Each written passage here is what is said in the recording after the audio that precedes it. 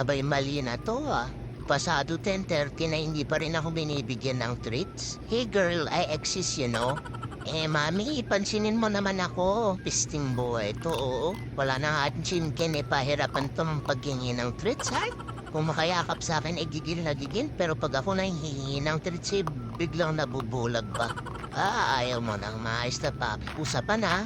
Pag uwi ni Daddy, ha, isusumbong kita kasi ang dami-dami mong lalaki. Sa dalas nilang nagpupunta dito, memoryado ko na yung mga pangalan, ha? Sila Shopee, Lazada, JNT, tapos si Flash. Napaka-materialistic mo, Mami, ha? Tanggap ka ng tanggap ng gift sa kanila, ha?